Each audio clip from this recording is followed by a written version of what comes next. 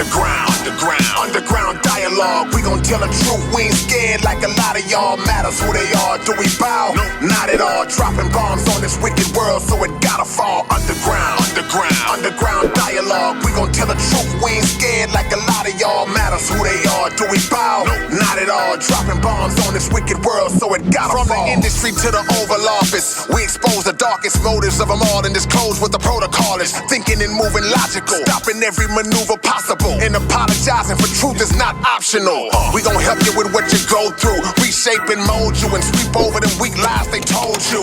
If you living with no clue, we gon' deprogram the old you, and you get to keep your soul too. What's going on, man? It's your big brother K-RINO, and y'all are tuned in again to another episode of the Underground Dialogue Podcast, where the name speaks for itself. I'm your big brother K-RINO, along with my co-host Key Stove. And look, man, the man in the middle tonight.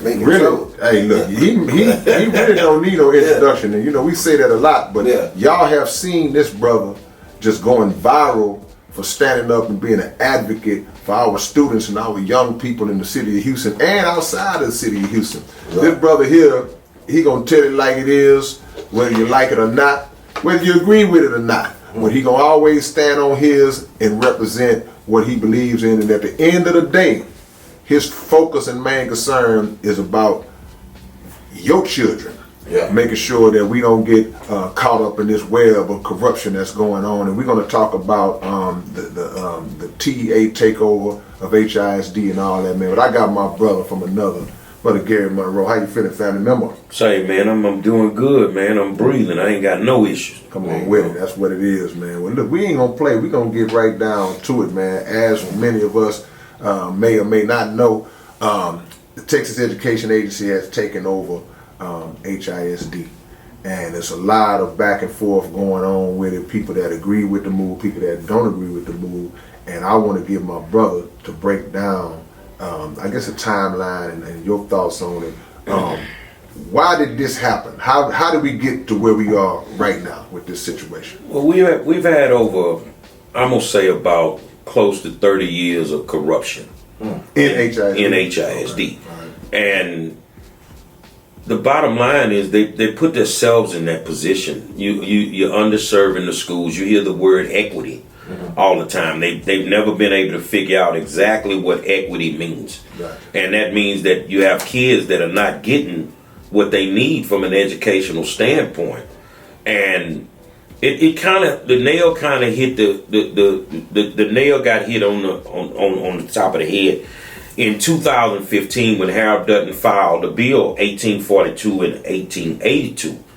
And those bills basically gave the agency the power to take over these schools if you had one school failure. Dutton is the state representative. Okay. So the people are mad at Dutton. Why did he do it? Okay, well, Dutton had a problem with Phyllis Wheatley at the time that you know was constantly failing. Cashmere didn't have a certified math teacher for 10 years.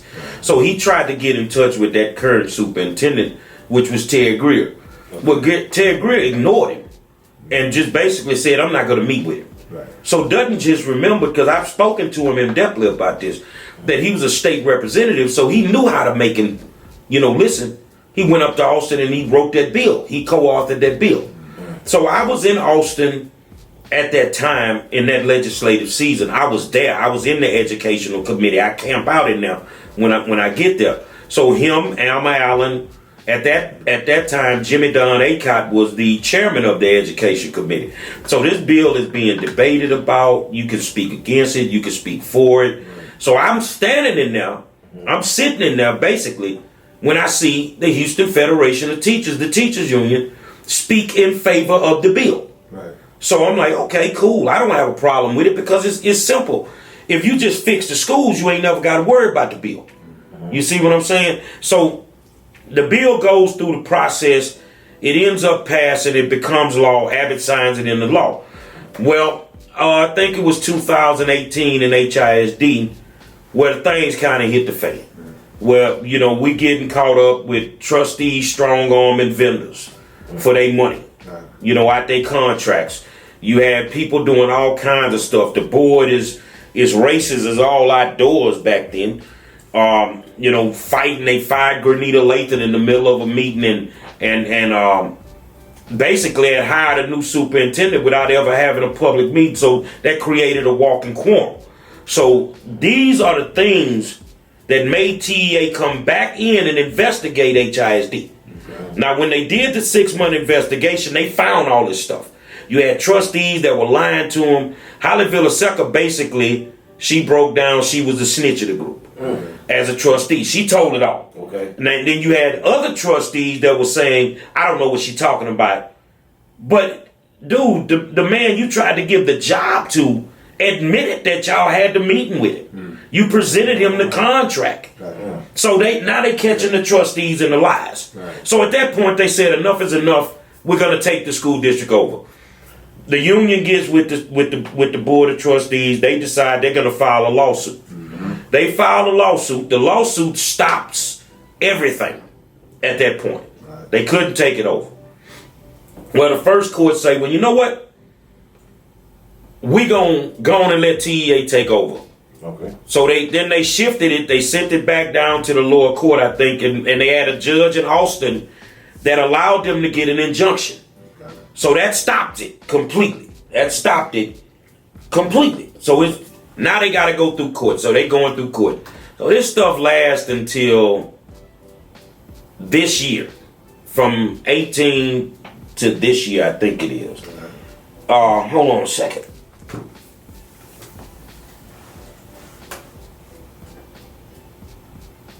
Okay, so it lasts until this year. So in January, the Texas State Supreme Court said basically, TEA, you are now free to take over the HISD, take over the school district. Okay. When they said that, the shit hit the fan. Right. Because now this is where we are. So now you see, if you got people that want it, some people that don't, but we'll get into that. But that's basically the timeline of what happened. Gotcha. Okay. So it's bigger than just Wheatley failing. It was a lot of corruption that got exposed. Right. And the only reason they couldn't move on them is because they stopped it with their lawsuit that they knew they would end up losing, because the state of Texas Supreme Court is not going to rule against a government entity. Yeah. That's not going to happen. I kept telling them that's not going to happen. Right. And they did exactly what I thought, and they gave TEA the right to take over. Right. Especially not in Texas. Yeah. Okay. Well, let me ask you this, because what started the corruption at HISD? HISD, for y'all who might be out of town, that's the Houston Independent School District. Like y'all got y'all school districts in other cities. Well, HISD is the school district we have locally here. When did that corruption start? Like, what happened to make it be like, man, these cats in here just, they acting a fool up in here? The corruption has been in existence for 30 to 40 years. Right. But for us, for me, I've been an education advocate for 14 years. I've been doing this for 14 years. Yeah. And from the day that I walked through the door, I could see the corruption. It was easy to figure it out. Yeah. And I would tell people to wait. They like, how did you figure it out? Look at, man, I used to be an old school criminal. Yeah. I was an old school criminal. Yeah. So real recognize real all day long. Right. So you could see some of the moves that they were making with the contracts they were making. And if you figured out who the vendor was, oh, he kin to so-and-so, or he plugged into the politician. Yeah. So it was easy to kind of figure out the corruption. And then the thing is, it just started getting exposed. And then what happened with me is I got a call one day from a guy that wanted me to meet him over by Reliant in those offices. He said, I want to give you something. Yeah. So I go over there, and the guy actually put me on the phone. Remember back in the day, there was a big issue with Worthing High School and a company called Fort Bend Mechanical. Okay. Well, Fort Bend Mechanical had never built anything. They did a little small job, but they ended up with this job to build Worthing High School. Right. And that was never done. I mean, it took them 10 years to build Worthing with the money that they got. Okay. And I go in there to sit down with the dude, and he puts me on the phone on a conference call with a guy named Pete Medford. Yeah. Well, Pete Medford is the one that owned Fort Bend Mechanical. Wow. The man started telling me everything. Right. Who was getting paid, how much they were getting paid, and I'm just sponging on it then. Yeah. I'm sucking it all up. So I'm taking notes, and I'm like, I get home and I sit down in my office, and I turn my lights out, and I'm just sitting there and I'm thinking, this is huge. So now I know exactly what was going on with Worthing High School. Right. So from that point, I just started digging. And once I started digging, I started uncovering more. I just kept peeling back the layers of the onion. Yeah. Wow. And then the corruption just, it was just there. It was like it was just dropping in my lap. Schools and everything. Exactly. I mean, the building of the schools, the vendors that were coming in. I mean, even the teachers who pay tons of money for insurance, it's schemes on the insurance. Yeah. You know, food service, you know, how they were doing that, and it's just a lot. Yeah. Wow. Yeah. So people have different opinions on if the takeover is good or if it's bad. What are the benefits of the takeover in your opinion? Like, if you look at it, like, I really wanted to have somebody that was on different sides. Y'all can just go at it. But what is the benefits? You say, okay, well, man, if you being one of the people that's in favor of it, how is that gonna help? Because, you know, a lot of people are like, well, hey, man, look, I don't trust the state either. Yeah. We don't trust them either. And a lot of people are feeling like a lot of the local power is being stripped from the locals, because now we don't have the ability to hold accountable the people that's in the state that's running it, because we can't reach them like we could reach. What's the benefits of the takeover in your opinion? Well, one, you know, the thing I would tell people that have the doubts or whatever, how do you think Anna Mae Bullock felt? Tell us who Anna Mae Bullock is. Tina Turner. Yeah. Anna Mae. I'm tripping. Anna Mae. Let's talk about Anna Mae for a second. Yeah, I'm caught up in thinking she worked for the school district. No, she likes the case. Anna Mae dealt with Ike as long as she could. Mm-hmm. Anna Mae benefited from being with Ike as long as she could. Mm-hmm. And then, of course, Anna Mae had to take a bunch of ass whoopings along the way. But then one night she got sick of it, and she said enough is enough. Right. And I think that's where I am at. I support the takeover, and the benefits of the takeover are simple. Is one, you're gonna get the corruption out the building. You're gonna get we got $1.6 billion in COVID money. That money's gone. Yeah. Wow. With no justification of where it went. No receipts. You see what I'm saying? Yeah. So one, they're gonna come in and they're gonna do an audit. Yeah. Somebody going to jail when they do that audit. Right. I'm telling you what's gonna happen. Right. Because they done stole too much money. Yeah. Say with that 1.6 billion on top of what we already get every year, they basically doubled the amount of money that they would have to run this school district. Right. So one, they're gonna do the audit. Two, we have to stop being reactive and start being proactive. Right. Okay. As parents, taxpayers, and stakeholders, when TEA comes to town, it need to be clearly understood. You coming in here to do this, we can't stop you. Yeah. But hold on a second, big homie. This how this gonna really go. Right, okay, that's cool. Okay. You see what I'm saying? Right. Because we walk our schools.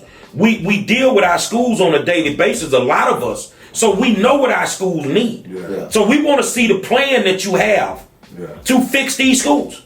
Yeah. So in the end, if we do our part and they do what they're supposed to do, which is govern and make sure everything is in order and they manage this district the right way, we come out of this thing in maybe 2 to 3 years in flying colors. The benefit of it is if we do it right, our kids will finally get a quality education. One thing I know about you, I know that even if you are supporting the TEA takeover, and with a lot of people that are not supporting, I know that you're going to hold them accountable too. Oh, You're not going to just let TAs, okay, y'all got it, just go head on. Because I think that's what a lot of people might be concerned about. Like, okay, if we can all agree that it's corruption in HISD, which I'm sure it is, but how do we combat any corruption happening on that level? Because, like, again, we can reach out and touch the local. We can reach out and touch, but how are we going to get to them if things start going left? Well, it's always a way to get to anybody you want to get to. But here's the thing. The people that are making the most stink right now about a takeover, where the hell they was the last 8 years? Good question. Where the hell was these politicians at when I'm going to City Hall complaining about HID and the mayor saying, I ain't got nothing to do with HID. Mm-hmm. Where were the politicians that they're standing in front of podiums that voted for this bill? Where have they been? They have not tutored a kid. They've not sent any organization over there to help us with our children. But now all of a sudden they give a damn about our kids. Yeah. So for those that think, well, how do we deal with this? I mean, you ain't been dealing with it. Yeah. Now all of a sudden you want to deal with it? Now leave that to the experts like me, the Travis McGee's, the Nikki Kaisers on the north side. That's what we do on a daily basis. Keith Downing and Chris Ray. You see what I'm saying? People like you. Don't get in our business right now. You want a grandstand, you want to shine, but your ass ain't never, we can't find you the last 8 years. Mm-hmm. And every one of them we went to for help would not help us. So realistically, the people that really want to know or say that, okay, I don't trust TEA, well, you don't know what TEA gonna do. But you trusted these criminals and you willing to trust them again. Yeah. You really trust these kids trust these people with our children when they've already proven to you that they don't give a damn about children. Yeah. Yeah. Our kids only represent dollar signs. Yeah. Have they ever been a takeover done before that you can see when you was like a witness to see how it happens? Like instead of you said about the first thing be the audit, and then what else goes on? I just wanted to see what goes on. I mean, I watched Beaumont ISD when they took over Beaumont. There was a lot of corruption in Beaumont. They had stolen maybe $60 million, and when it all came out, I mean, the superintendent got caught. Wow! And they had to take his name off the football stadium. It was so bad. They took his name off their brand new football stadium. His legacy. They was all in it, bro. I mean, the corruption was so deep that they was running a scheme at the bus barn where they was selling the tires for the buses, man, and everybody was benefiting. Yeah. So they came in, they took it over. And when they came in, the first thing they did, I call it streamlining. Okay. They do the audit. Mm-hmm. They find out where the wasteful spending is. Mm-hmm. You see what I'm saying? They find out where you done messed this money off, first of all. Right. And then they start streamlining.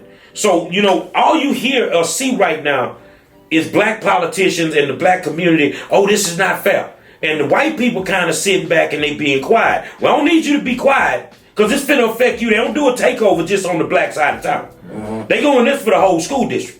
So everybody's going to be impacted in some way. And the only thing I can tell people is that process where they come in, they streamline, they look at like transportation in Beaumont. They felt it was a bunch of wasteful spending. And they streamline that so hard as if your kid played middle school football, you had to bring them to the games. Right. Wow. They killed all that. So here, magnet transportation is a big thing. Yeah. They gonna hit that. Right. They gonna cut a lot of that. Okay. So now if you want to take your child to go across town to go to school, you have to get up out your bed and take them. Right. Because they're gonna cut a lot of that down. Some of the bad things, and it's not bad because I understand economics, they're gonna have to close some of these schools.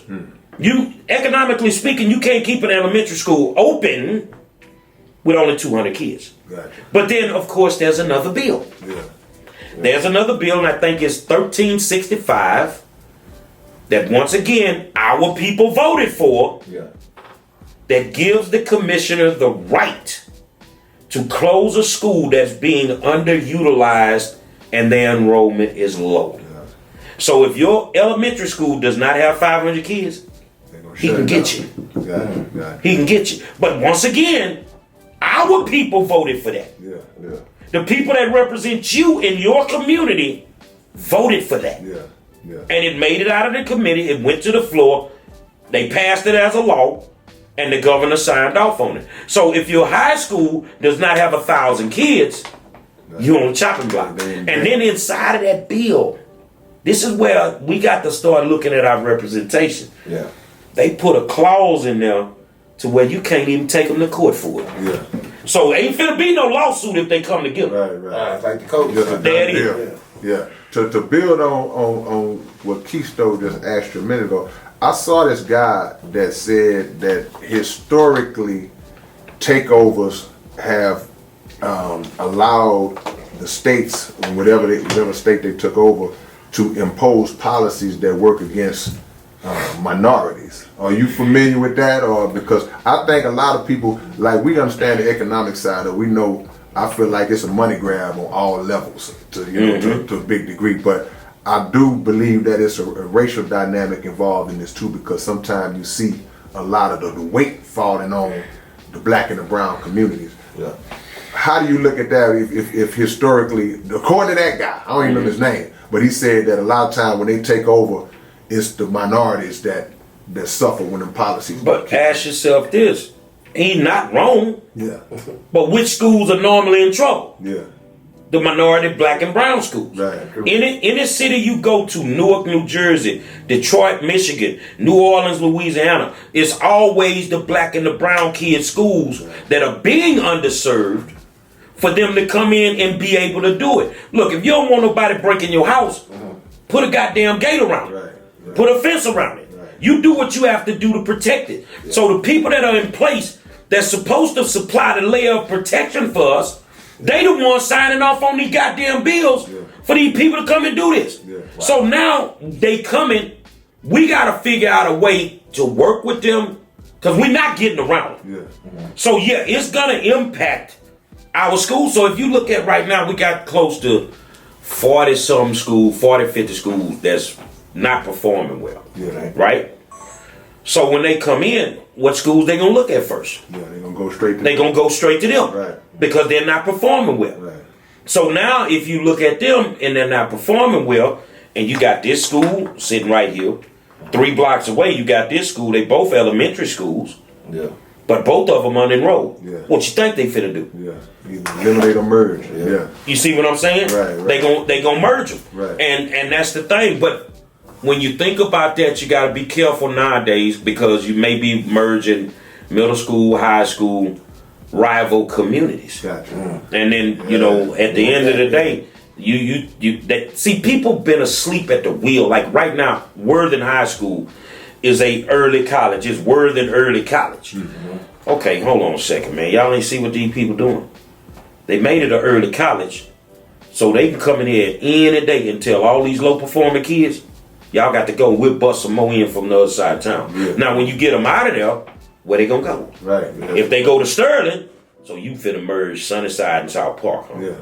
And that ain't gonna work. Well, we can send them to Yates. Sunnyside and Third Ward. That ain't gonna work. See, our issue back in the day was when they did it with Ryan and Cullen. Yeah. When they closed Ryan down, they kicked the kids out. They had to go to Cullen. So every day these Third Ward kids, they had to fight to get home. Yeah.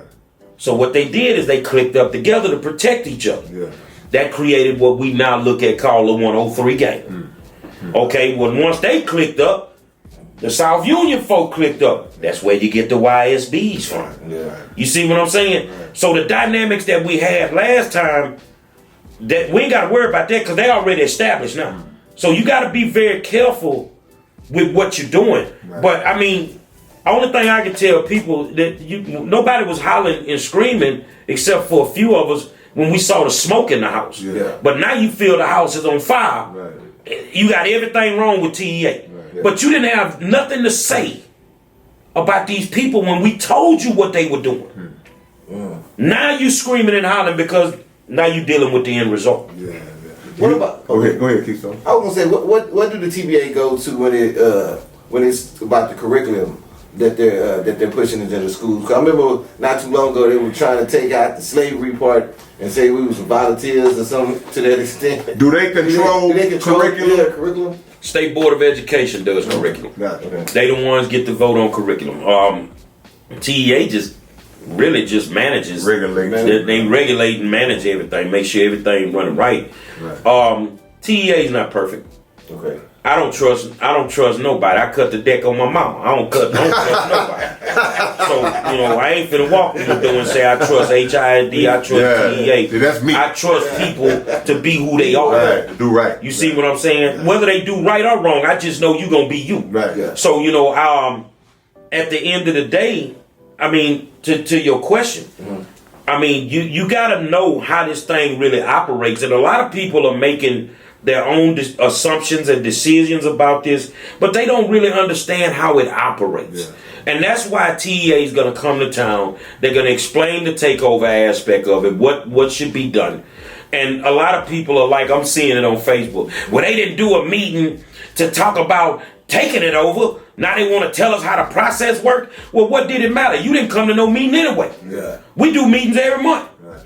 Where you was in the last school board meeting when they pulled a stunt on your teachers. We can't keep complaining when we're not a part of the process. Yeah, they get people get all upset now that the educational feds are in town. How do we get the word out to get people to be a part of the process? Because I know there's a lot of people that's screaming on both sides, but I'm 1,000% sure that is more people that don't even really know what's going on. Well, they you got to just you got to want to know. yeah. With you seeing it. Right. I mean, this is bigger to me than the OJ case. So it ain't like nobody in Harris County don't know what the hell going on. Yeah. Right. You got to want to be a part of the process. Yeah. And if you are a part of the process, you never know who brings what value to the fight. Right. Yeah. You see what I'm saying? So me, it's a gimmick for me. It's days I step back and tell other people, look, man, y'all need to step up, dude.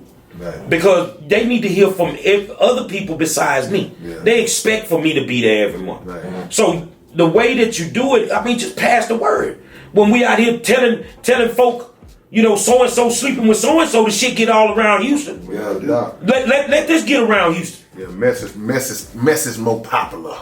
You know what I'm saying? Reality is boring. But check this out. So how are the teachers reacting to this in the HID? What do they fall on this in terms of like, because I know I've seen with some teachers they ain't feeling it. Because I know the teachers are more hands-on, but you got good teachers and you got teachers who don't care. This ain't nothing but a check to me as well. So according to you having your hand on the pulse of this thing, how the teachers reacting to this, in your opinion?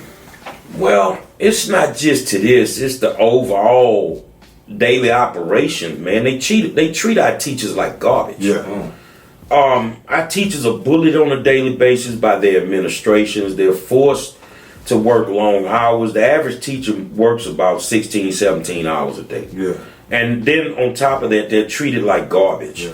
So really, I think that the teachers just want to deal with fairness. Yeah. They want to make more money. They deserve more money. Yeah. When I ran for school board, one of the things I told them that I would advocate for is that, you know, a first year teacher should make no less than $75,000 a year. Yeah. Yeah. You see what I'm saying? So, I mean, from the teachers that I've spoken to, they happy. Yeah, okay. Because they sick of them, man. They want things to change. Right. Yeah. You know, they want to be allowed to teach.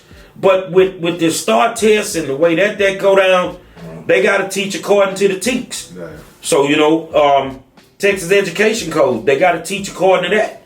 And as long as they're doing that, and if they could just go in and do their jobs without all the extra that HISD bring to the table, they're going to be fine.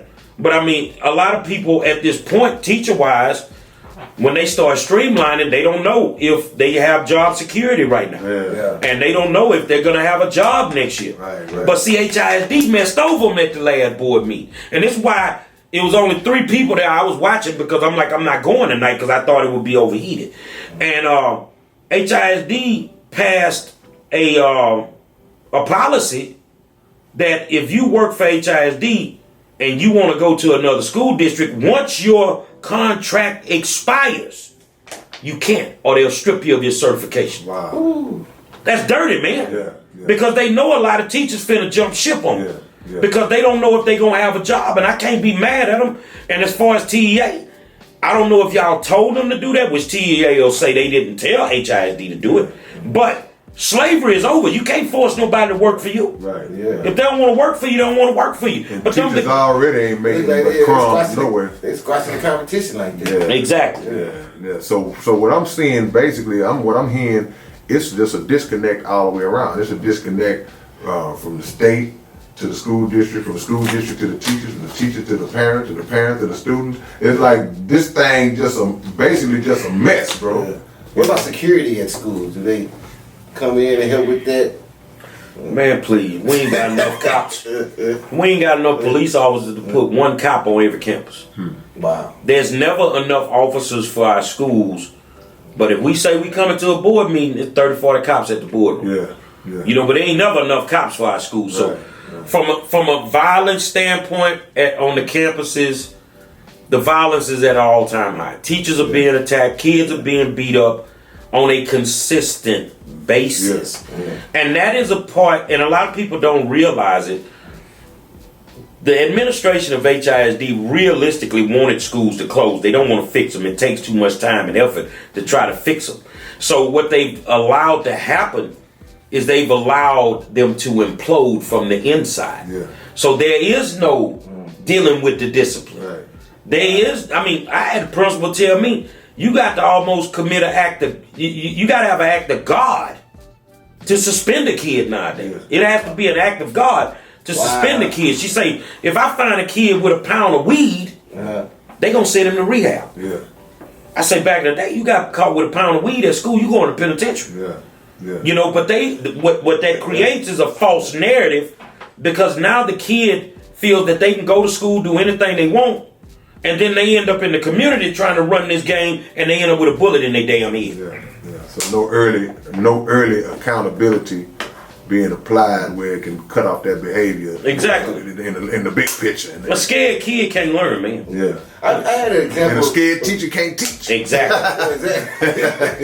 Go ahead, Kiko. My wife actually, she works with some teachers. Like, she was trying to work around in Fort Bend ISD, and it was some corruption over there as well.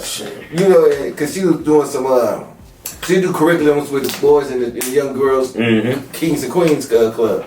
But even once that got started and they got accepted through the school board canceled it after everybody had agreed to it. You know, so I was wondering, even when people was trying to help, is that school? Why is that school so? It's like anti-help when people are coming in there with a good idea to help the kids. The biggest mystery in the world is, how did all the black kids in America get dumb at the same time? Think about it. We talking about cities and states where education is just screwed the hell up. At the end of the day, they want all the schools to resemble certain schools. You know, in Houston, all our schools need to be like Bel Air and Lamar. Well, treat them like that. Give them the funding that you give the other schools. Right. You know, if that's what you want, then if you want that kid to change inside of that environment, then you change the actual environment. But what you just said happens in 90% of the school districts that I deal with. It's like whatever works for black children, they get rid of it. When Millard House showed up in HISD, Dr. Ken Davis ran a program called Ascension to Men. And mentoring young black boys, teaching them how to dress nice and all that. As soon as he got here, they killed the program. And he's doing this in the toughest schools in HISD. And he's making headway. And they killed it as soon as they got in. So it's sort of like they have this program all across the country of where we are supposed to be. This is the baseline for us. And if we exceed the baseline, it ain't TEA and Mike Morath. It's the people that run the school district that get rid of the things that are working. Because it was weird, because it's like the principal was all on board, the parents is all on board, the kids is all on board, and then the educational board be like, nah. So they had that. That's gonna have to be some transparency now, even with TA coming in and taking over, because I think that a lot of people who don't even really understand this thing fully, they're gonna jump on board with what everybody else is saying just to see what's going on, and then they're gonna be like, "Hey man, what are y'all really gonna do?" So that's gonna be what you said a minute ago, an official like moment when they come down and kind of break down and give the community a chance to see what they really about. When is that going to be? They have 4 meetings set up. I don't know the exact dates. They're on my page. I put them on there, but they got 4 meetings set up. And they said they want community input. That's far different than going to a rally right now with Bishop Dixon and all them clowns, because they don't even want us to talk. They won't let us say nothing. So, you know, TEA is already one step above them, because they want to hear from the community. And they're gonna come and they're gonna listen. So the thing is you impose your will on people that don't want it some days. Yeah. If this is what we want for our kids, then we gonna have to stand 10 toes down and say we don't care who running this. Right. This is what it needs to be. But if everybody can get in an uproar now that TEA is here, I need you to be in an uproar on a daily basis when your son and daughter bringing home 5 and 6 Fs. I need you to be in an uproar when there's a PTO meeting. When you gonna show up for that? When there's an open house? When you gonna come and visit the school? Matter of fact, you ain't gotta do nothing but put your bonnet on again and show up at the school unannounced just to check on your kid. That's what we need you to do. We need that type of energy. Let me ask you this here, because now I'm gonna go into some of the other side of it, man. I'm gonna act like I'm one of the people that's against the thing. I'm learning. There we go. So y'all leave me alone. But here's the deal. A lot of people have pointed to the numbers when they talk about, well, man, in the past few years, HISD has been trending upward as far as the scores, grades, and all that. So that's speak on that, because that's what people are saying, that they trending upwards and things is getting better. We don't need no takeover. What say you? I say that's a lie. Monroe? I say, and I'm not saying it just to say it. Yeah. When the commissioner met with the legislators yesterday morning, a 9 o'clock meeting, okay, one of the things that he said in that room was HISD has performed worse in the last 2 years out of all urban school districts in the state of Texas. So now they'll come and say, well, we got a B rating. This is what TEA's level was a 10. When they came out of the pandemic, TEA say, you know what, we're not going to even grade you, but we're going to drop that level down to a 6. Okay. That's where they was last year, at a 6. Okay. So HISD, who normally performs right here at a 6, they did a 7. Right. So now it looks like they're doing better. So now this year, TEA said, well, you know what? We're going to take it from a 6 and put it back where it's at. Right. So what you think finna happen? Yeah. We finna be maybe a D or a C rated school district. Right. A whole bunch of schools finna flunk the STAR test. Yeah. Wow. You see what I'm saying? Right. You got kids got to take the STAR test on laptops this year that don't have a damn laptop. Yeah. Yeah, I remember that. So it's once again, it's the false narrative. They lowered the standards. You exceeded the lower standard, and you capping like you did something. Oh, all right. Well, hold on, because me and you rappers, right? Right. Yeah, dude, I tell you what. You went double platinum. Man, you ain't gave me my money. Yeah. What you mean? I wrote the song for your homeboy. Yeah. Give me my credit, man. Yeah. Okay, well, you don't want to give it to me, I'm going to tell the truth. And that's what the commissioner did to them. We lowered the standards for you. Yeah. So, yeah, you got a B. But in the regular year, that's a C or D, partner. Yeah. So it's like saying all these years platinum been 1 million record sales, but then they say, okay, we're gonna give y'all some slack. Platinum is only 500,000 now. Yeah. Exactly. And I sell 600,000. And it's like, okay, man, I'm platinum. And they say, well, no, we moving platinum back up to me. Okay, I understand. Exactly. So it's okay. I got you. So realistically, you never was nothing but gold. Exactly. Right.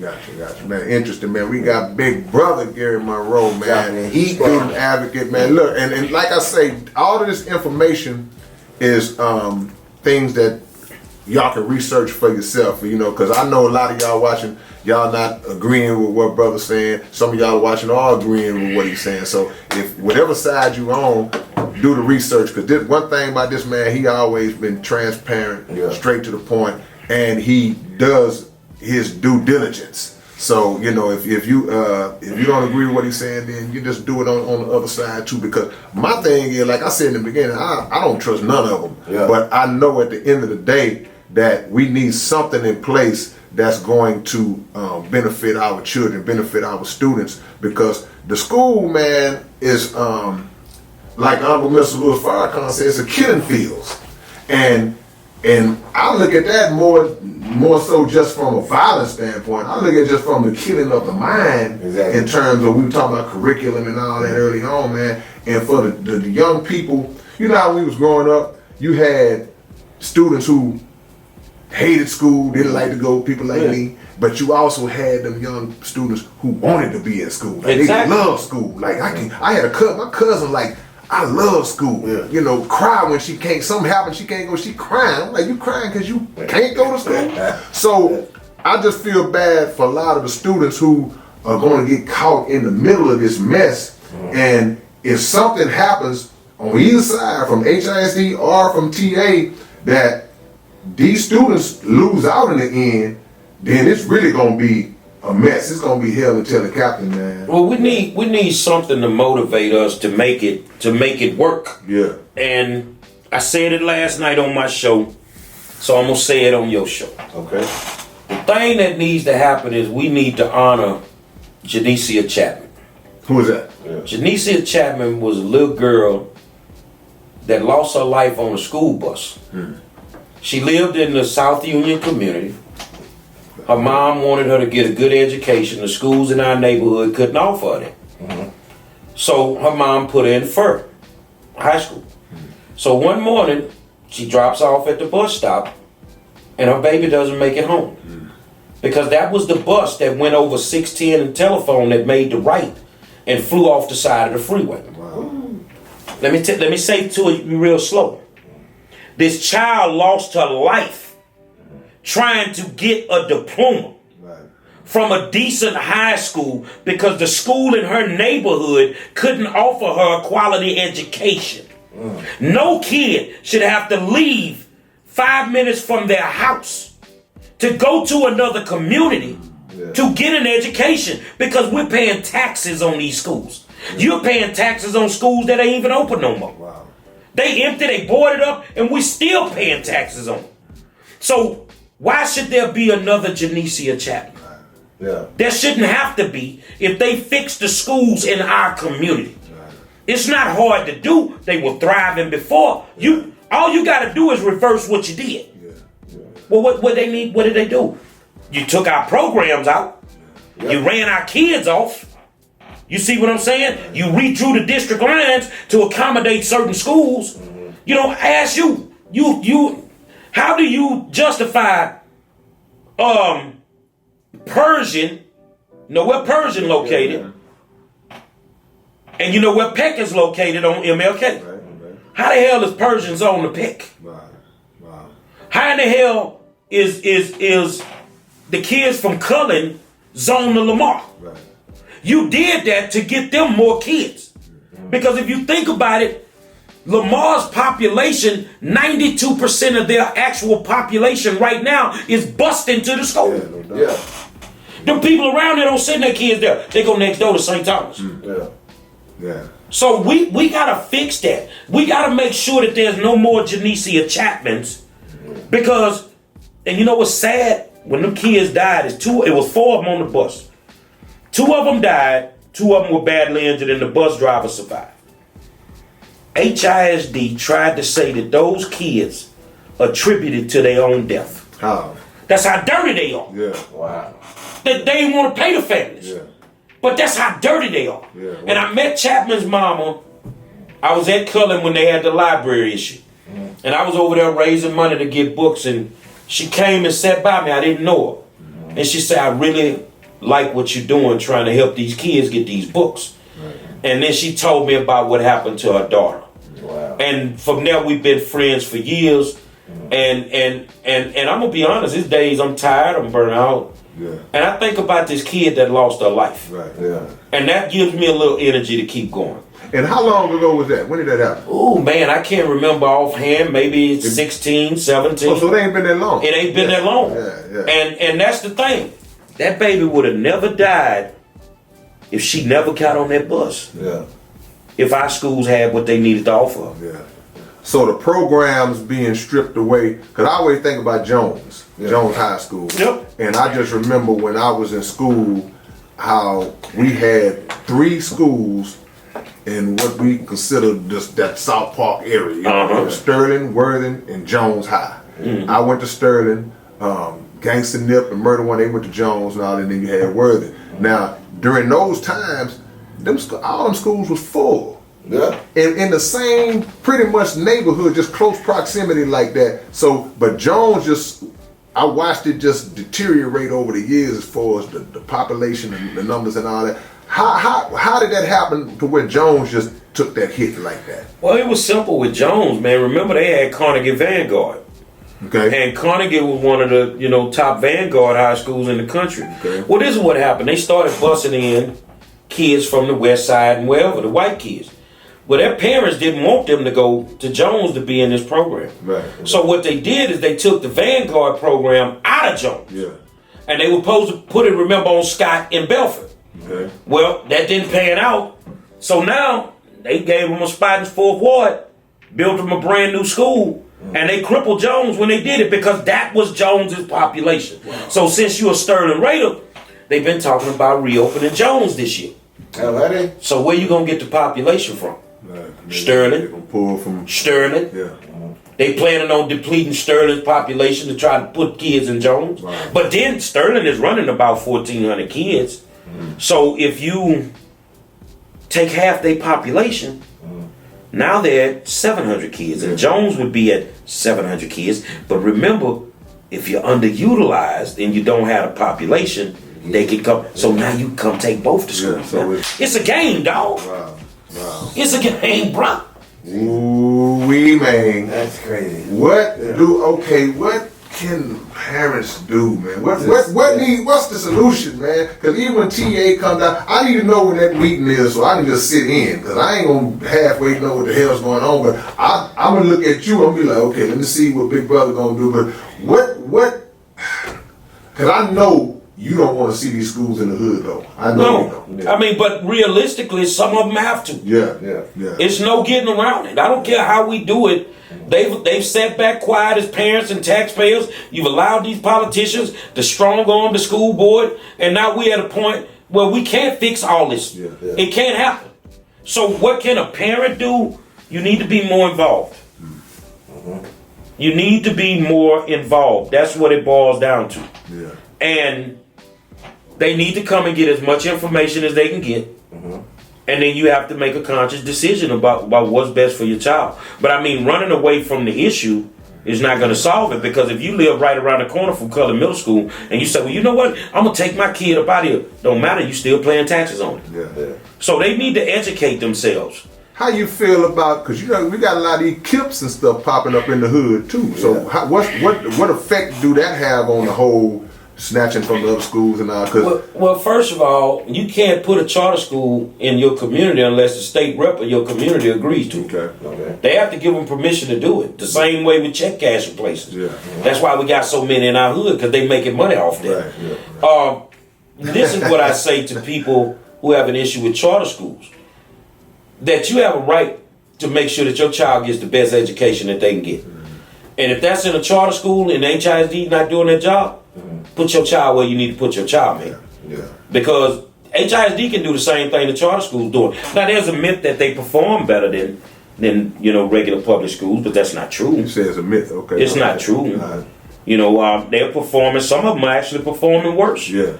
Really. Because it's no way in hell that you're going to get all those results from those kids that, like in, Sunnyside, you got Woodson over there, and then you got Kip across the street. Yeah. So a lot of kids left out of Woodson, they go to Kip, and all of a sudden they blowing it out the water. Either y'all cheating or these kids been playing possum all these years. Right. You see what I'm saying? Right. These the same kids that couldn't perform over here. Right. But at the same time, the charter has smaller classrooms. Right. Okay. You see what I'm saying? But the drawbacks from the charters is a lot. 90% of the teachers ain't certified. So you can be the janitor and teach mathematics. Right. So it don't work. It don't work perfect.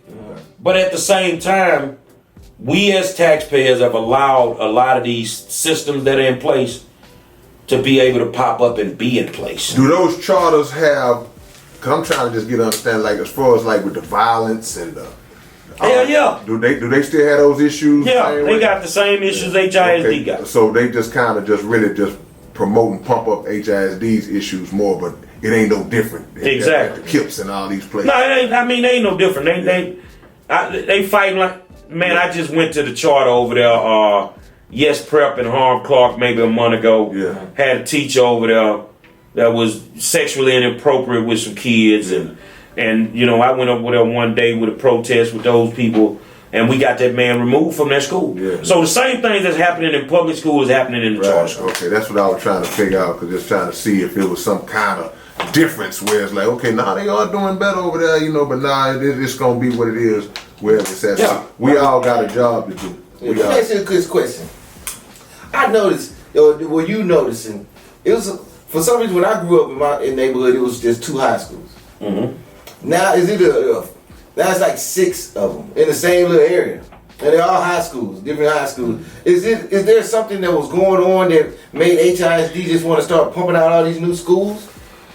Well, that's been an argument with us forever because there are a lot of schools that should not have been built. Well, they're saying, well, our school is ran down, it's old, it needs to be rebuilt.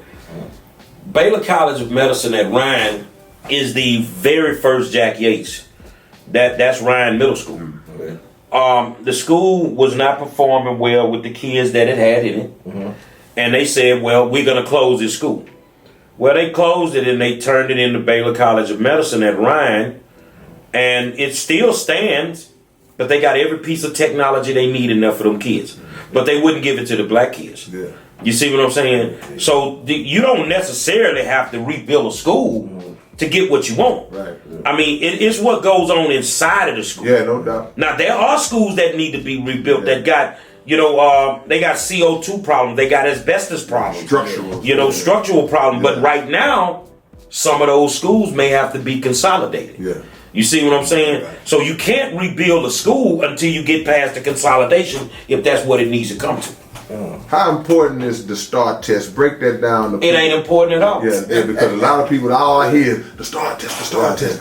Look, black parents don't want to educate themselves. I said it last night. If your kid is in school, you can opt out of the STAR test. Wow. You don't have to take the STAR test. Yeah. It counts for nothing. That's what this is what is used to grade your schools. Okay. So if you don't want to take it, you don't have to take it. Well, what if he's a senior? Do we have to take it? No, you don't have to take it according to state law. Yeah. As long as your child takes the ACT or the SAT, they don't have to take the STAR test. Right, okay. The STAR test is, I think, is overrated. I don't think we need it. I mean, I went back to college 4 years ago. They didn't ask me for a STAR test score. Yeah. They asked me for TSI scores. So what does the TA think about the STAR test? Or They push the STAR. They push the STAR. So my thing is, when you in the skin that you in, then you got to play the game the way it's given to you. You see what I'm saying? So if the STAR is what it is, and this is how we got to keep our schools open, we got to go get them scores, dog. Yeah. Is it hard? What's the issue with it? Is it a tough test, or is the curriculum rigged up some kind of way where we struggle to pass it? I think the problem with the STAR, man, is remember that I said about the certified teachers. Yeah. They have to teach a certain way according to the Texas Education Code. Yeah. Well, if you don't have a certified teacher teaching them a certain way, they can't get it done. Yeah, they ain't gonna go over it. I mean, think about it. If you got a substitute in the class, and some of these classrooms in HISD this year have had substitutes all year long. Yeah, he ain't no substitute no more. So now you tell them, you got to take the STAR. Yeah. And ain't nobody taught them nothing. Yeah. This is what's going on in our schools. Right. But you can't seem to keep teachers because you don't know how to treat them. Yeah. You don't want to pay them. And then they run around applauding, we raised the salary up to $63,000. Well, let's do the mathematics. Once you take out their retirement, once you take out their insurance, once you take out the taxes, that 63 done went down to about 52. And then once you factor in inflation, just the economy itself. Yeah. Okay. Exactly. Yeah. So, I mean, the bottom line is, our kids are not getting certified instruction. Remember what Dutton said. Kashmir hadn't had a certified math teacher for 10 years. Wow. For 10 years. Wow. But you expect him to pass that STAR test. Yeah. How can he do it if he's never been taught? Right. And I remember my daughter used to do it when her last year of high school. That's all they did. They wouldn't teach the STAR test until it was almost time to take the STAR test, and then they said, come on Saturdays, we're going to teach you the test.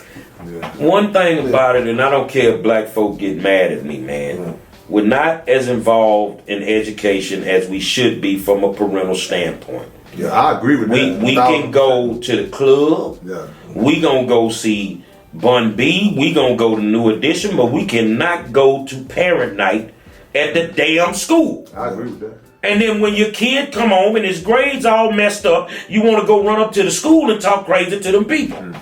That ain't how that work, man. Yeah. You need to be more involved in the educational process of your child. Yeah. And then a lot of things can kind of take care of themselves. But we also need to understand that the parents that do the most complaining, most of them don't have a diploma, so therefore they don't know the value of one. And that's why it's easy for the kid to come home with all them else and they accept it. Yeah. We gotta break a cycle. That's what You gotta it sounds break it. like to me.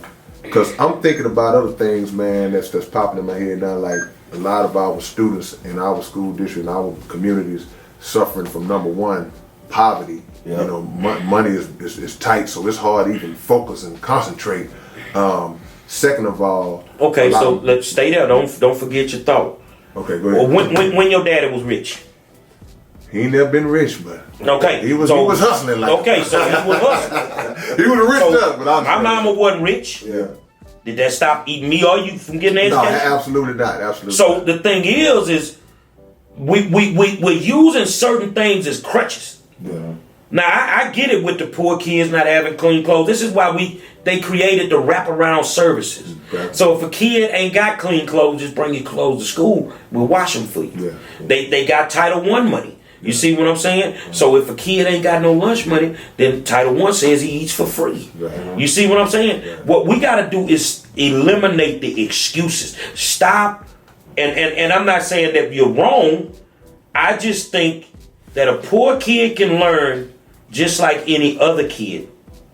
But you got to want to do it. Yeah. And you got to start putting that in their brains when they're babies. Yeah. When they're in elementary school. And that's really where I was going. I was mentioning that just to ask the question of, will there be any programs to combat that? Because even with poverty, it's different levels of it. Yeah. We didn't have a lot, but it was a family. There was some cats that I went to school with that really had it bad. Like, man, this cat. So I could look at. I remember a time where my mama used to give me $2 a day for lunch. That was big. Yeah. That was huge. Hell yeah.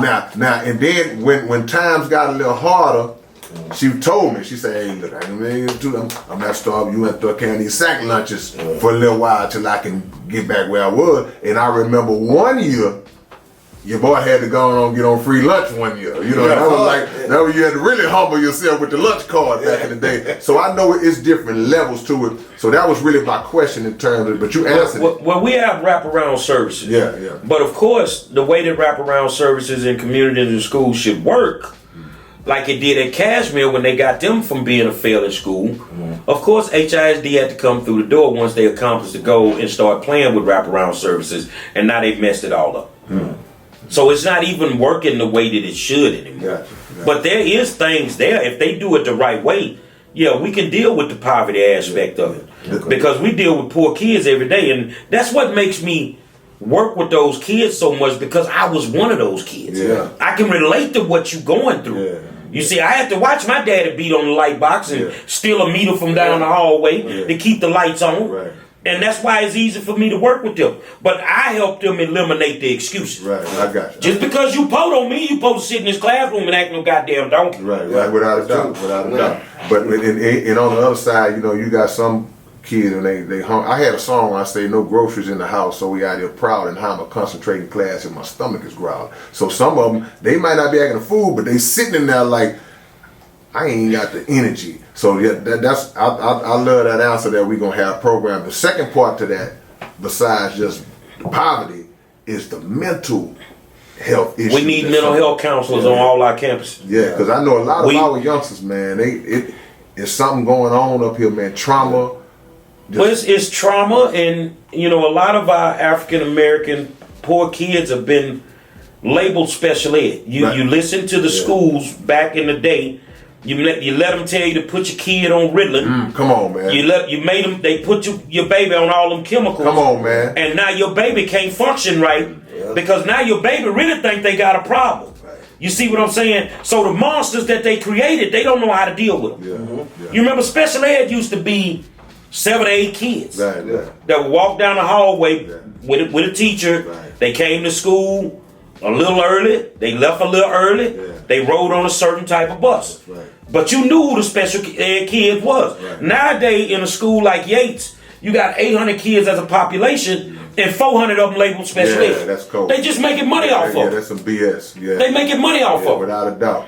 Without a doubt. These folk using these kids to get these checks, man. Yeah, money grab. Yeah, no question. So we gotta have stuff to combat all of that, man. And I think that a lot of parents and a lot of children who know, hey man, I ain't no different from I may be a little take me a little longer to get it than he got it or she got it, but that's an embarrassment for a child if you done label me as special ed, I'm slow and all that, but I know I'm really not. Because you're gonna see some of that child that he's doing. It's like, well, hold on, man, ain't nothing wrong with him. Ain't nothing wrong with her. No. You know, so that's a tough situation. But a lot of this is based around money. It's about money. Yeah, I believe from both sides, and I think that, like you said, the parents have to start getting more active and to hold everybody accountable. Okay, let me tell you something. Whether it's holding people accountable, whether it's, raising your kid the right way, we live in a society nowadays where we ain't got nothing but a bunch of punk ass parents. Yeah. They don't want to be no real fucking parent, man. Yeah. They want to play this game, man. Yeah. And then your kid, he's special ed, or well, he can't get that math and that reading, but he can bring his ass out there on this football field and learn all he plays, huh? Yeah. Say, man, come on, don't play with me. Gotcha. Yeah. I demand excellence in the classroom the same way that I demand excellence on the field. Right. So we got a lot of punk ass parents that's not raising their kids. Yeah. But then also we have a lot of kids that are raising themselves. Yeah. So these kids go to school and they hustling, they doing whatever they got to do to survive, and they not finna let nobody just handle them any kind of way. Right. The way my daddy used to tell me, he say you ain't a man or a woman till you can take care of yourself. That's right. Yep. So if your mama buying your drawers and you listening out there, you ain't no goddamn man. If your mama paying your cell phone bill, you ain't no man. Exactly. But some of these kids do all of that. Yeah. They the breadwinners in their house. Yeah. So when they go to school and one of these teachers or administrators try to handle them the wrong way, Yeah. they raise up. Right. Because now they in the mind frame, I'm a man, I take care of myself. Yeah, that's strong. That's strong. Yeah, cause that's the side of it that people don't look at. And I always think too, man, look, you know how to work these phones. You can get your work, you can get your homework done. I see 3-year-olds jacking around with these phones going to do. So you are intelligent enough to work that phone. You ain't got no excuse to not be able to do your. Exactly, man. I mean, we have to demand excellence. I mean, we've raised kids. Yeah. And some days you raise them so well that they get out there and they do what they want to do. And then they make mistakes and they end up in trouble. Yeah. The way I raised mine was, I'm like my mama. If you got in trouble, don't call here. Yeah. You gonna deal with it, partner. Yeah. That's what you gonna do. The way I raised my kids, you don't have an opinion in here until you get up out of here. Gotcha. You're gonna do what I need you to do. Yeah. So these are the rules. This is what you do. One day I had a sticky note. Okay. And I put a note on the refrigerator. And I put 911 on the note. And I gonna have a talk with the kids that day. I said, I just want to let y'all know, let's go by the fridge, that if you ever think about disrespecting me, this the number you're gonna have to call. Right. Because I didn't play them games. Right. So when I went to school, they shouldn't tell me nothing negative about you. Right. You need to go there and you represent not only yourself, but you represent your family. Right. Yeah. So don't go in there acting no goddamn fool. Right. Because wherever you commit the crime is where I'm going to deal with you at. Right. Yeah. Right. My nephew tried me. He had to try. Yeah. I come there with the belt. It's always one going to try. And they You gotta say- see if it's real. They say, well, you can't whoop him in here, Mr. Monroe. I checked him out of school, took him in front of school, on the cement, city property, and whooped his ass in front of school, and then sent him back up in there. Yeah. And you know what the teacher told me? At the end of the year, that happened in January, I ain't had a problem with Ain't had a him problem since. with that. But see, look at the thing he just said. He said his nephew. Right. That's more men need to be that way. He ain't even talking about his own kids. He Right. reaching out across the table. Right. Well, Yeah. if we gonna talk about it, we gotta be real. Yeah. it's a lot of guys that want to be in the household. And it's a lot of women that run them out the household. We're going down that street. Let's go down. But it go both ways though. Yeah, no doubt. Ain't no woman want no man that can't handle his business. Yeah, That's another child. Yeah, you might be the Dixman, but you poor. You fucking off with bringing in what you need to bring in. You see what I'm saying? Absolutely. You got to be across the board, and our black boys need their fathers in their lives. No question. No I think the women need to slow down. Hold on a second. If you can't live with him, you got to co-parent with him. Right. They need their fathers in their lives. That's right. And if we don't do this, a whole bunch of them gonna end up dead. Yeah. And a bunch of these boys gonna end up with skirts on. I was just about to say I didn't hear one lie told in that phrase right there, man. I absolutely agree with that. We gotta step up as men and do what we're supposed to do, man, without a doubt. Go ahead, Keystone. Yeah, because parenting requires cooperation, man.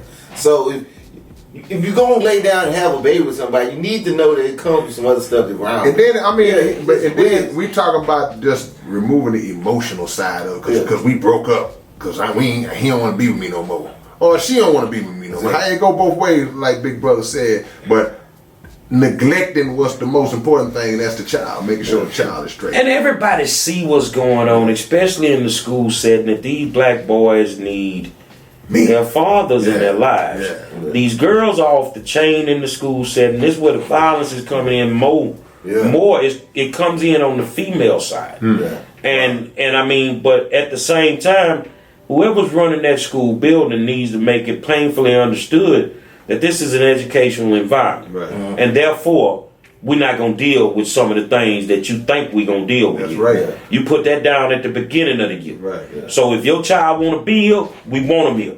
If your child keep doing what they doing, they not going to be here. Let me ask you this. When I was going to high school, do HISD have some kind of, not a criteria, but a quota that they got to have for male teachers? Because I remember when I was going to high school, it was like quota. Let me tell you something. It was the shop teacher and I think the principal. That was only let me give it to you straight, dog. A lot of schools don't have male teachers, and we say what we want, right? Because it ain't enough dick to go around. What I mean by that is you got a female principal. Okay. All right? And somebody in the school gonna want to holler at the male. Right. So a lot of times female principals don't hire a lot of males because you can take it from an educational environment and turn it into a hoe house. Yeah. So it's a lot of males, and a lot of males ain't applying for these jobs because if they strong men, they ain't finna go up in no school and get beat up, man. Yeah. Right. They ain't finna let these kids raise up on them, man. Right. No, that ain't how that work. Cause I've seen some videos where it went bad on the teacher for trying to whoop one of them students. Student would put them hands on him. I done seen that. and then when the teacher say, hey, you ain't guaranteed to win because you the teacher now. But even when the teacher don't fight back and just maybe get off me a little bit. They get assault charges fired. Bro, I seen it. We need more protection for our teachers in these schools, man. Yeah. I mean, that's why a lot of men will not go into the educational environment. Yeah. And then, of course, if you have a female principal, a lot of days, a lot of them just get intimidated by that strong black man. Yeah. But at the same time, how do you expect for these young black boys to see an example when all you got is a bunch of strong black women? That's what I was about to say. It's kind of like a replica of the black household in a lot of ways. Exactly.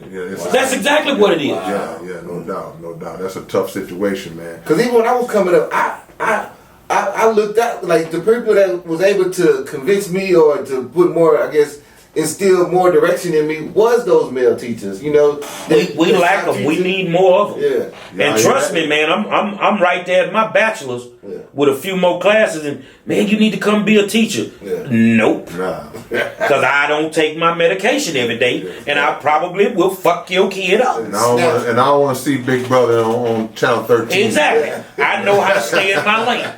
Shout out to my homie George, man. You know, my boy George Espinosa. Oh, yeah, shout out to He's George. one of the real ones Yeah. as far as teachers are concerned. You know, strong. Oh yeah, we done been over to his Yeah, school no doubt, no doubt. and did some great work over there. They had, I don't know if the same principal there, but I mean the guy that was there was very receptive of us. Let us come in, work with those kids, and George was the main reason that we showed up Without over there. a So doubt. number love for George Espinosa. Yeah, because the thing is, a lot of people are not gonna have the courage to bring people like you behind their walls, because if you don't want a change to happen, you can't bring in no change makers. Exactly. It's not gonna happen, because this guy gonna come in, and when he starts talking to them students, he resonates with them on levels that they can instantly relate to. Yeah. And he got an eye for the stuff, the bullshit that's going on Exactly. around it. Without a So doubt. he already knows what to look for. But I you- done seen him in action. But you know what? When I find the bullshit in the schools, I go sit down with the principal. Yeah. Look, this is what I found. This is what we, you need to fix this. So what I don't do is I don't go in strong arming nobody. Yeah, right. I'm gonna bring the problems to you. Right. And when I bring them to you, I'm gonna give you about a week. Tell me what solutions you came up with to deal with those problems. Start moving. Now, if you don't get to moving, Yeah. then here it come. Yeah. Come to light. Yeah, because he will get you fired. Oh, I'm gonna get you about it. Yeah. But you know, at the end of the day, though, but Big Brother's main concern, like I said earlier, is the children. He like, man, if one child is going through it, he treated like 75 children are going through it. Exactly. That's the He way it bring an is. army for one.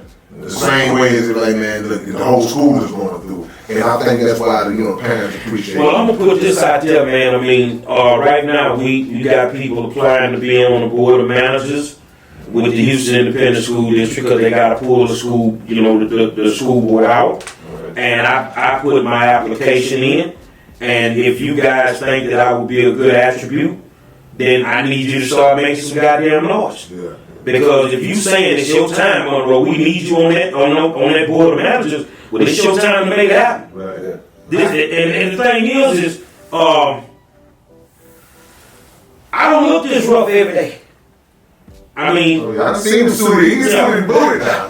My boy gonna clean up on you now. yeah. So I know how to handle myself in every single aspect. From the streets to the suites. Exactly. That's how my boy roll. Yeah, I know how to handle everything. Whatever that situation may be, I know how to handle it. Right. So my thing is, we got to get the right people on the board of managers, and they all have to be local. Yeah. And I think if we get the right people, we can turn this thing around. But where we are, that's over with. We got to move on from that. We got to be proactive, man. And I want to see the day, like this year, I don't know if you even realize it in football. And it's the first time it's happened in decades. Shirley, Yates, Worthing, and Booker T all made the playoffs. Yeah, no, I wouldn't. You see what I'm saying? We bringing them back athletically, Yeah. so now we can bring them back academically. No doubt, no doubt. To show up for something other than fucking happy hour at the club. Hey, here we go. Come on, man. Come on. Your child is more important to me Oh, let's go. than they are to you. Your child is more important to me than they are to you. That shit is fucked up. Right. I'm laying it on the line. I'm in the hospital bed fighting for your child when you at the club pussy popping. Hey, man, look. Underground That's dialogue. the title of the episode. Look, at the end of the day, bro, is there anything you want to impart to us? We ain't getting to the fact when you was on your run, when you was running you was running for school board. Mm-hmm. Yeah, we ain't gotten that. Are you gonna jump back in that? No, I'm gonna run next year. I'm actually running again next year. But I'm running as a Republican because I'm a Republican. And I'm not racist and I'm not none of that. I'm running as a Republican in the primary against Rodney Ellis. Yeah. I want to run against Ellis because Ellis has done nothing for our community. If you want a change agent, look past the fact of my political affiliation because ain't a Republican walking can put a key in my back. Exactly. I'm a black man before I'm a Republican. How about that I transformation? co-sign that. What, from changing party? I mean, I switched because all the help that I needed for my community, it was coming from Republicans. No Democrat would help me with my community. When I'm screaming about the schools, no black politician would listen to me. So it just got to a point, and then of course you start seeing the black politicians getting caught up on federal charges and all this stuff. And I'm just like, man, I'm sick of this shit, man. So what I did is I went to the Trump rally in Tulsa. And I really went to see if the white folk would beat me up like they were saying. So I went out there, man, and I'm telling you, I had the time of my goddamn life.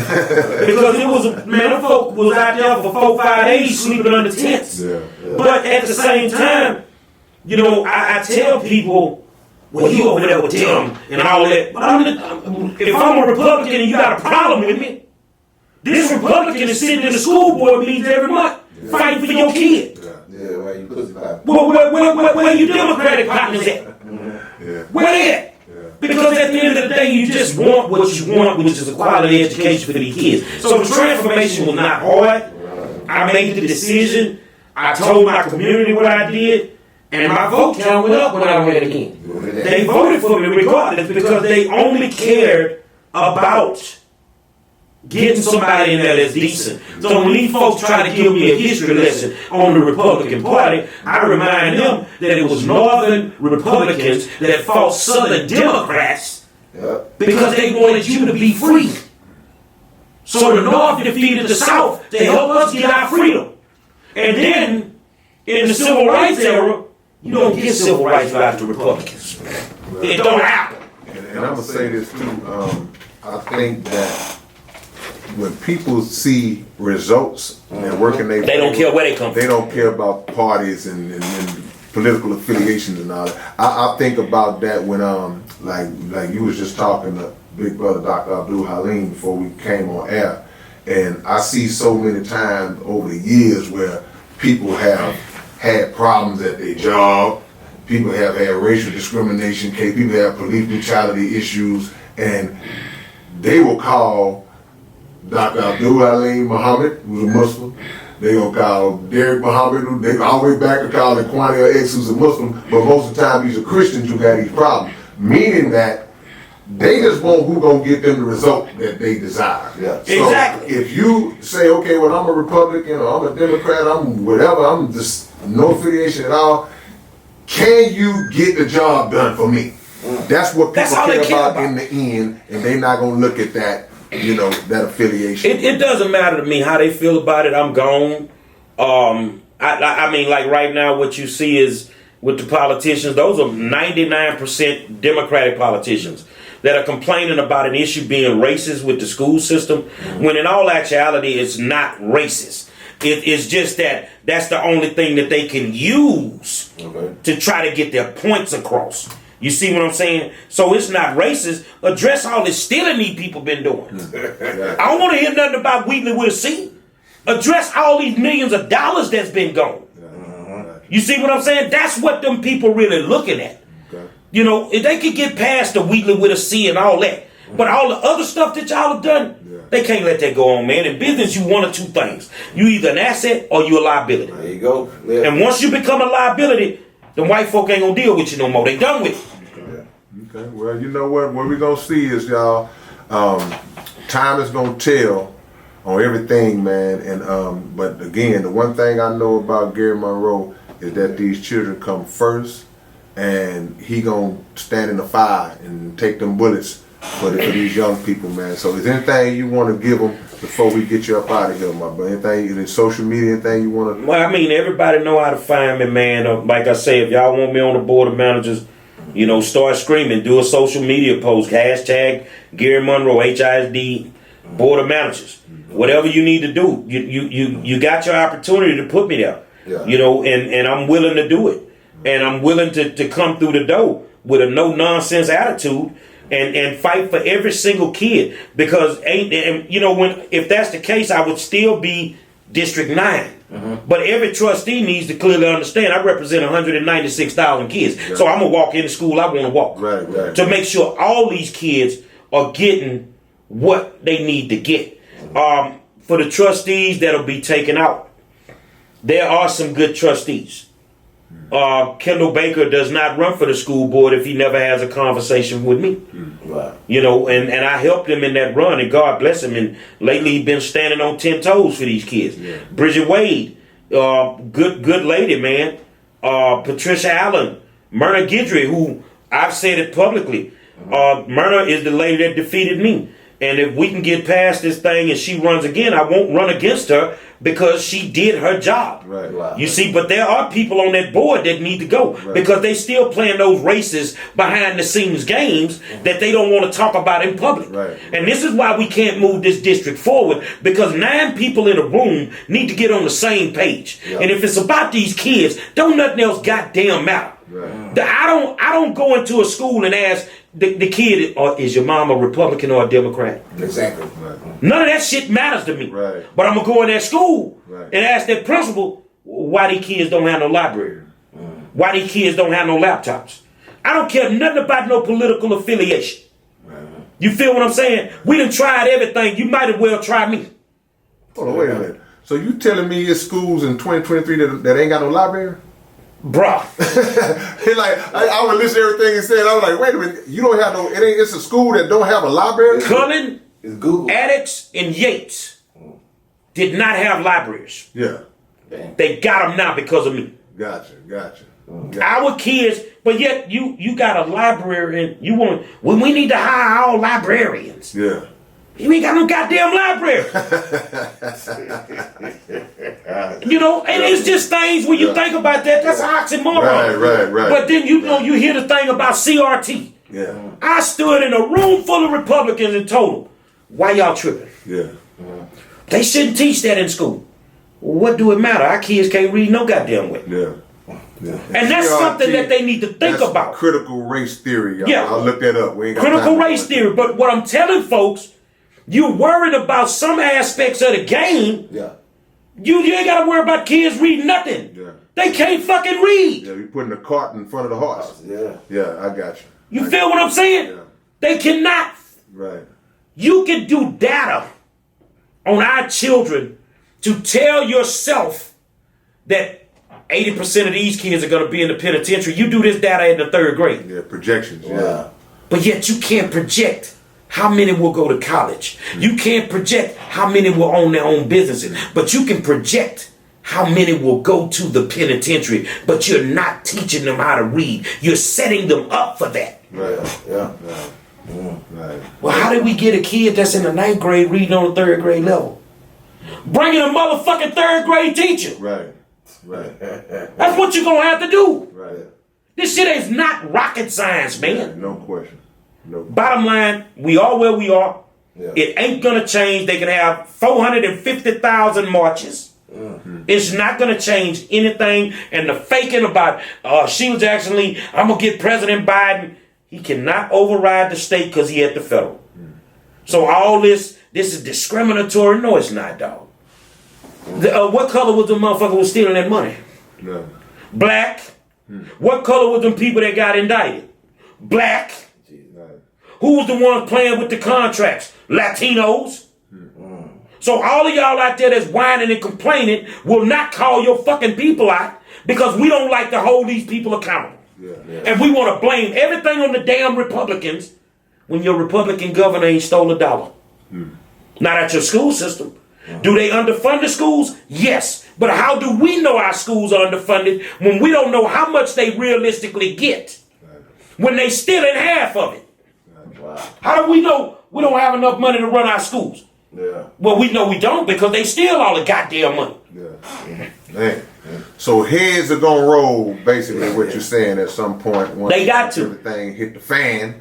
Man, okay, well, I mean, you know what, big brother? I'm gonna have a front row seat because I always get educated when you start talking about What I'll do is education. I'll send you those dates. Yeah, I want to be there. I'll send you the flyer. You put it on your page. I know they got one at the Hattie Mae White building. They got one at Chavez. Okay. They got one at Cashmere. So I'm gonna probably go to Hattie Mae White and support my brother out in both of my folk out there. Whichever one you at, that's the one I'm gonna. Well, we gonna go to Cashmere, but I'm gonna go to Hattie Mae White regardless. Okay. But I'm going out there and support my brothers in Trinity Garden and Cashmere Garden at they thing at Cashmere High School. Anytime they do something over there, I go and I support those kids and support that principal and that administration. Okay. So if you coming to cut up, you wasting your fucking time. Because what's done is done, man. Yeah. If you got a problem with anybody right now, have a problem with them people that voted for that bill.